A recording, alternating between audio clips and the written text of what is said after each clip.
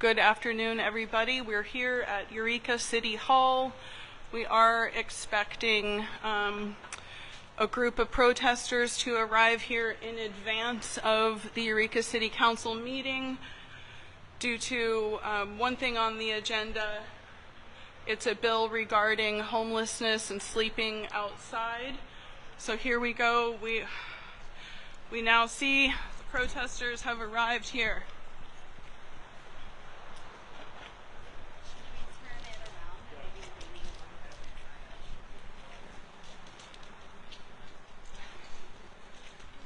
So they marched from Halverson Park and have just arrived. So it says doors open at 5:45.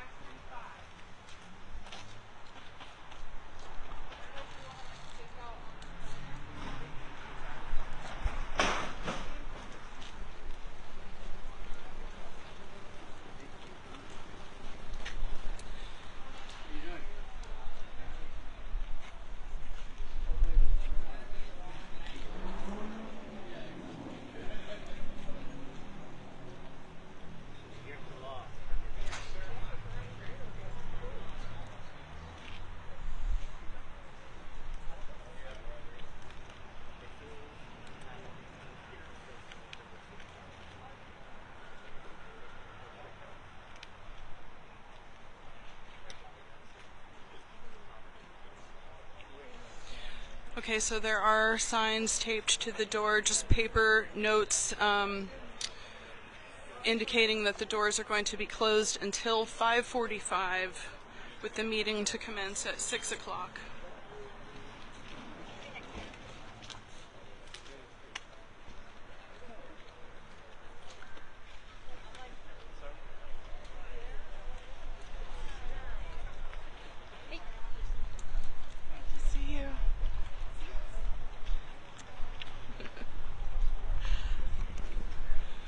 Okay.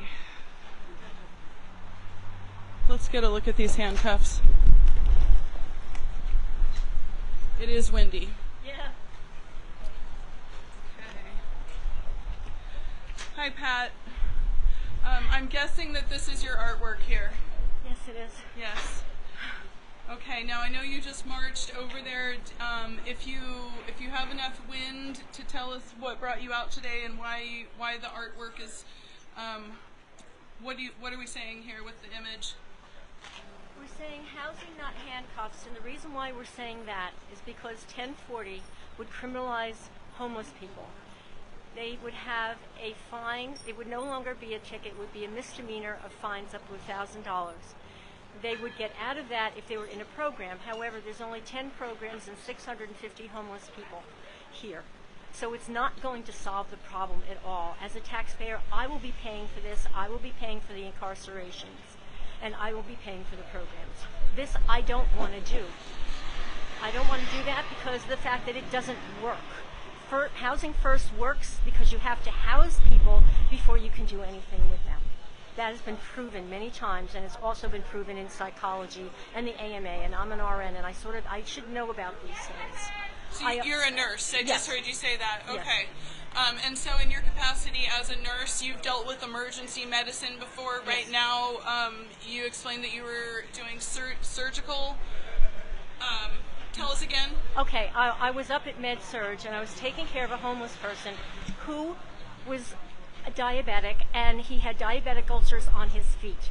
Now, the problem with that is that it's not going to heal because he's been homeless for so long, he's no longer really civilized, and he doesn't want to stay, and he doesn't want people to tell him what to do. So he keeps coming back because the ulcers keep getting worse, and this happens quite a bit. And one of the reasons that these people are diabetic is they're older, and the fact is that they can't afford good food, so they're eating junk food that has a lot of sugar and a lot of fat in it, and they are becoming diabetic. And with those reasons, these people are ill. They are not. They have no choice about the matter. It's not a personal choice. It's a society's choice to put them there because of rents that are too high, because the people are jobless, because they can't find jobs, and they're not clean, and they don't have transportation. So I will say that I think this is blasphemy to do this to these people. These are humans, all right? They don't need to be homeless. They need to be housed, they need to be warm and fed, and because of that, because of the fact that they're homeless, they can spread disease because they don't get health care. We all don't really get it, but they don't get it even worse. And so the fact is that they can spread it to the rest of us. So and use the word compassion, and a lot of people don't care about compassion. They just want to take it out on the other person, and the other person is homeless. So in regard to public health, as Yes. a nurse, you see a direct connection? Yes, there is a direct connection. These people are homeless. These people are ill. They get airborne diseases. We get them. Yeah. Like I said before, it's a trickle-up thing. Trickle up. Trickle up, yes. They can get TB, and a lot of us won't because we're too healthy.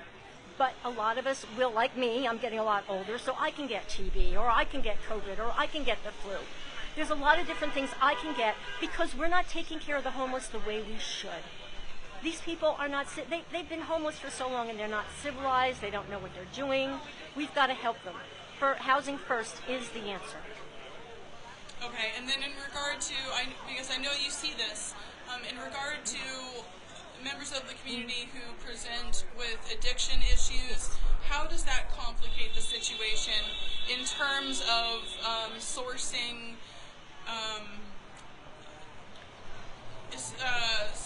aid and social services? There are many things I could say about that. I will say that being homeless will make you mentally unstable, and therefore you will try to escape from reality using drugs. That happens. Some people will become addicted. It is not a choice. You do drugs, some people can just stop doing it. Other people are addicted genetically. They have different things in their genes that will help them become addicted. Now, the problem is that we have different programs like Hatcher that tries to give us safe needles, clean needles, so these people don't get ill. Because if they use old needles, they're just going to go back to the hospital again and use up more resources that we don't have. I see. And the thing is that I have found that the powers that be, if they decide something is not going to work, it's not going to work. And that's what happened with Hatcher. They decided it wasn't going to work, so they tried to stop it. Are you referring to the city of Eureka being... Yes. Okay. Yes, I am. Because Hatcher, correct me if I'm wrong, I think Hatcher relocated to Arcata? They did, but they're allowed to come by here, I believe, in a van. Okay. Because I know I worked with AHA, and they were here. We were underneath the bridge, and they were there in a van. But they're not allowed to have a building here. I see. Okay. And in regard to the Grants Pass comparison, yes. Can you kind of talk about that real quickly before hopefully these doors will open? Okay, there Grants Pass, which was part of the Grants Pass v. Johnson and the Supreme Court ruling, they are now litigating. And the thing is that there's a lot of cities that are litigating against the fact that we're using cruel and unusual punishment to the homeless. And we will do it here also, and I will be part of it. And there's going to be a lot of us that will be litigating, and the city of Eureka can't afford it. Housing First is the alternative, and it is less expensive. Okay. All right, Pat Kanzler, local nurse and activist, human rights and healthcare advocate here. Thank you, Pat.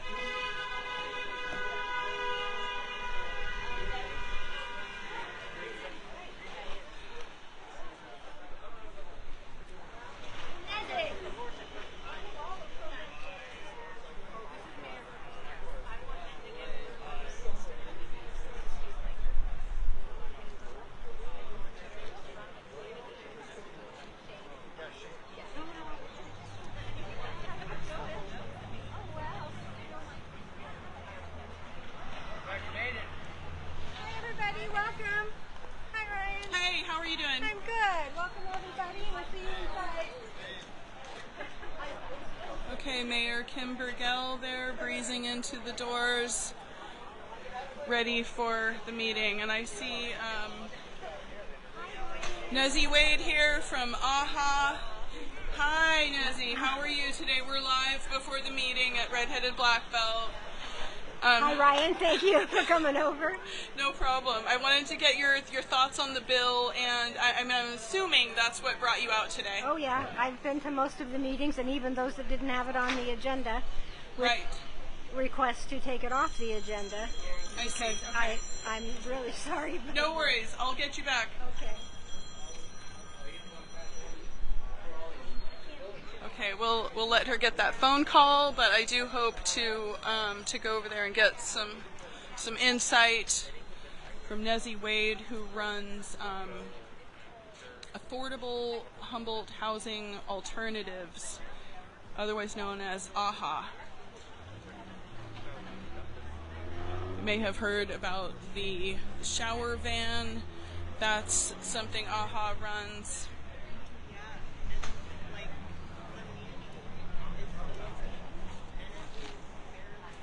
Hi, how are you?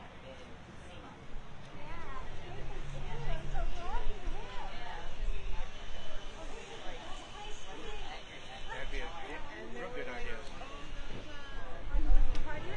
No, I'm just my mom's getting knee surgery this week and stuff. She had her knee surgery already. She had one a while ago. Yeah, this is a full replacement. So yes, I'll be the nurse. Yeah, yeah. But they're in the Bay Area. Yola took her to the surgery in the Bay Area. Back in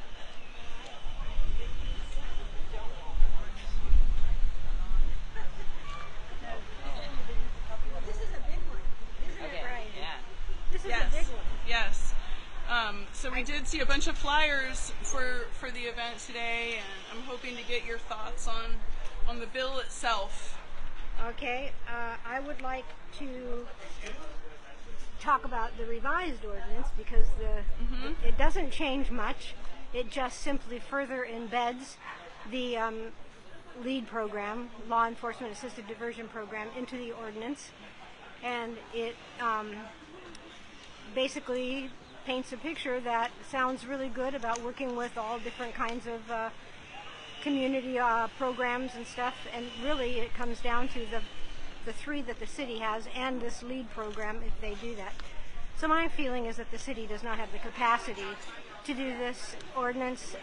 It is possibly illegal in that they want to turn it on and off when they have enough people. They won't be enforcing the law, and if they have a waiting list, no, it's uncertain about if people decline coming into the program. Does that mean they're going to be misdemeanored and go straight to the court system, and then they're going to go for 10 more? Because they said they can have a waiting list of 10 and so forth. And they said in their staff report, no fiscal impact.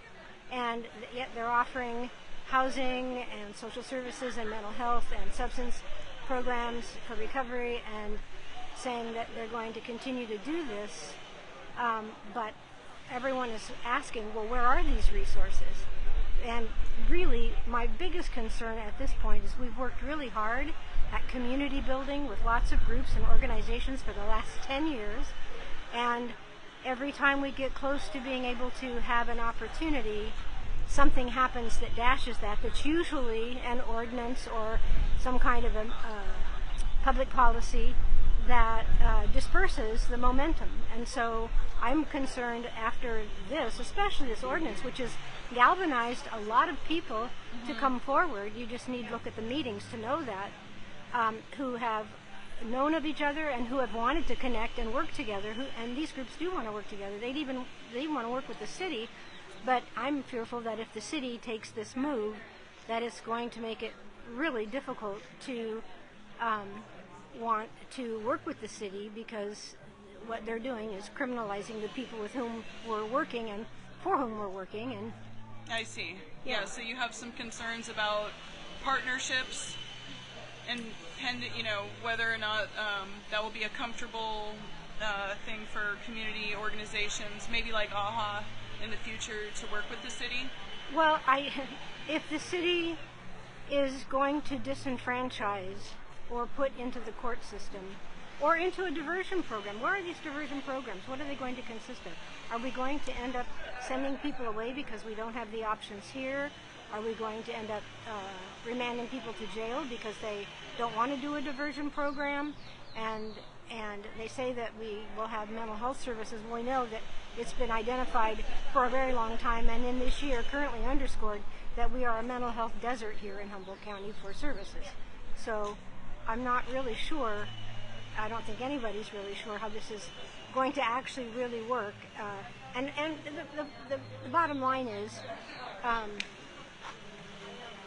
we're talking about human lives here that are going to be seriously impacted in any kind of future endeavors for arrest records, for being able to get into housing, being able to get jobs, all of the things for which we've been working hard to create transitional opportunities from housing to workforce to creating independence rather than dependence on a system. Okay. So Yeah. there's a lot of concern.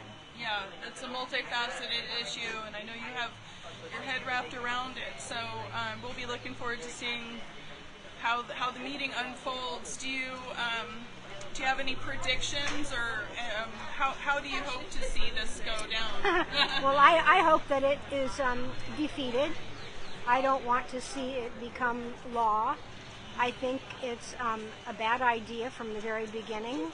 It's possibly illegal. I think it will bring a lot of instability to the community that's been working with folks in the direction of creating, a better community. And I don't know that the city recognizes how vast the array of support is. Maybe they do now that this ordinance has come forward, because they've gotten a lot of response from it. But I really hope that it is defeated, and I hope that the city comes up with alternatives to begin working with programs and people that are for the people, with the people, that are really innovative. The city says it's winning awards for being innovative. Well, I would love for that to be true and see them do more innovative things, and working with a lot of the various entities that want to see the people that we serve supported as they are, and work with the things that they know will make their lives work, rather than coming up with a standard and saying this is what you'll do in order to improve your life. It's a very different kind of thing. Okay. And then I have to ask, are there alternatives on the table, or do you have anything in mind that would? Well, what I was hoping for too was, Yeah. there a few months back, the beginning of the year, closer to the beginning of the year, an ad hoc committee was appointed by the council to explore the concepts of a managed encampment. And at a subsequent meeting, Councilman Castellano suggested a few other things that committee could do, related things.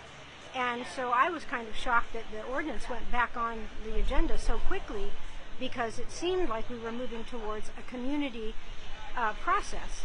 And I think that some of the alternatives that need to happen are and should be community-driven, not government-driven, but supported by the government. And they can play a very supportive role by offering to support with resources and funding if they have it. I mean, there's a lot of difference between creating community and making policy. Yeah. Okay, thank you. Any further thoughts?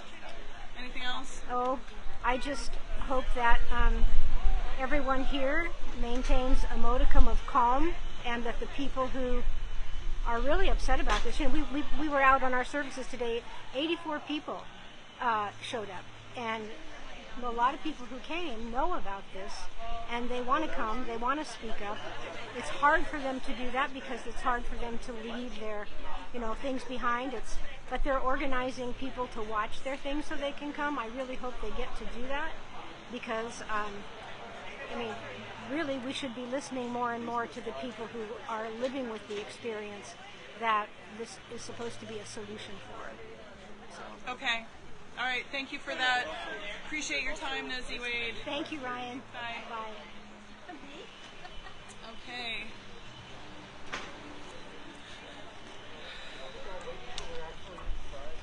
That's right.